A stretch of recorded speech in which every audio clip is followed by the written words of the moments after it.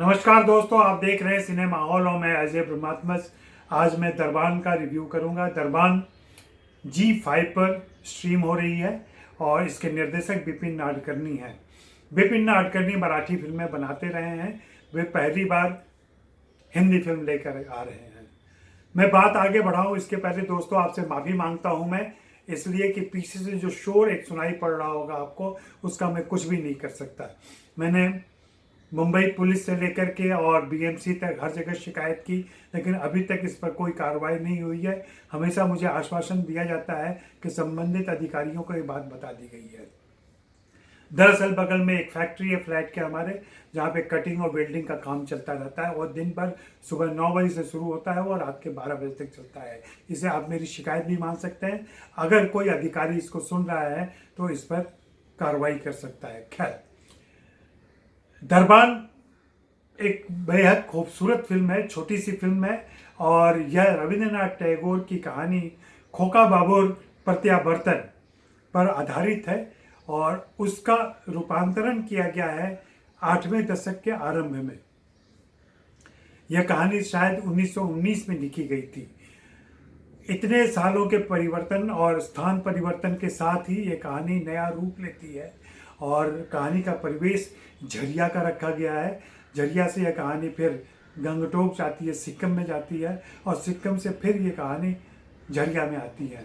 कोयला खदान है, कोयला खदान के पृष्ठभूमि में त्रिपाठी परिवार है जो कोयला खदान के मालिक हैं, लेकिन कोयला खदानों के राष्ट्रीयकरण होने के बाद से उनकी स्थिति खराब हो जाती है और ये स्थिति आती है कि उन्हें अपना बंगला और अपना शान शौकत सब कुछ छोड़ना पड़ता है।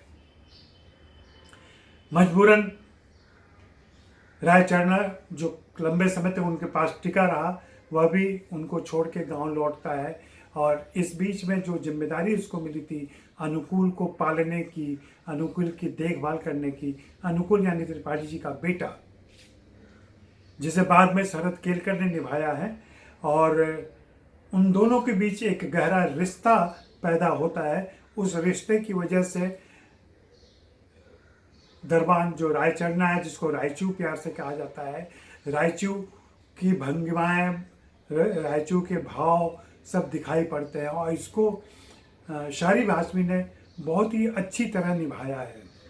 शारिब हाशमी की ये खूबी कहेंगे कि वे पर काया प्रवेश करते हैं किरदारों में अपने और अपनी काया को भूल जाते हैं। इसलिए वे अभी तक जितने किरदार निभा चुके हैं उनमें वे मुझे अच्छे लगते रहे हैं। फिल्मिस्तान से लेकर के द फैमिली मैन तक आपने उनको देखा होगा और वे लगातार आगे की ओर बढ़ रहे हैं।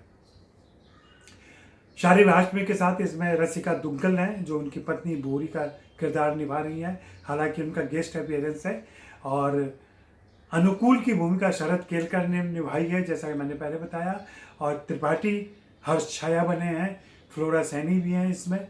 और कहानी ये रिश्तों की है, दो व्यक्तियों के संबंध की है, बहुत ही भावनात्मक है। कहानी में कुछ ऐसा पेच है जिस कहानी के बारे में आपको नहीं बताया जा सकता, लेकिन आप यूँ समझें कि एक संरक्षक जिसने एक अपने सेठ के बेटे को बच्चे की तरह पाला और पूरे प्यार से रखा, छोटे भाई की तरह अपने बेटे की तरह पाला है, उससे बिछोड़ने के बाद जब अपने गांव लौट जाता है तो फिर से उसे बुलाया जाता है। जब अनुकूल बड़ा हो गया, उसको बेटा हुआ है, तो उसे रायचू का ख्याल आता है, वो रायचू को फिर से ले आता है। फिर से उनके बीच वही संबंध डेवलप होता है, लेकिन इस बीच को ऐसी घटना घटती है कि वह गलतफहमी का शिकार होता है, संदेह का शिकार होता है और वह घुट घुट कर जीने लगता है। इस बीच में उसे अपनी औलाद होती है और वह अपनी औलाद को सिद्धू की तरह ही पालता है। उसे लगता है कि यह सिद्धू ही उसके परिवार में आया है। और फिर बाद में कहानी के अंत में किस तरीके से वह प्रत्यावर्तन करता है, जो खोका बाबूर प्रत्यावर्तन वाली कहानी है, वह प्रत्यावर्तन है। ये बेसिकली इमोशन का प्रत्यावर्तन है, एक व्यक्ति के दर्द की दास्तान है जो एक संबंध से जुड़ जाने के बाद कैसे उसके प्रति अपनी वफादारी दिखाने के लिए वह अपने इमोशन की कुर्बानी देता है, वह अपने संबंधों की भी कुर्बानी देता है। तो विपिन नाडकर्णी ने बहुत ही सादगीपूर्ण इस कोशिश में एक भावनात्मक कहानी कही है। हाँ, फिल्म की पटकथा में कहीं थोड़ी सी दिक्कत है, क्योंकि इस छोटी सी 1.5 घंटे की फिल्म में सारी बातें, एक लंबा फासला तय करना है कहानी को, उसे पूरा करने में कुछ प्रसंग ऐसा लगता है कि छूट गए हैं या उनके डिटेल में नहीं जा सके हैं।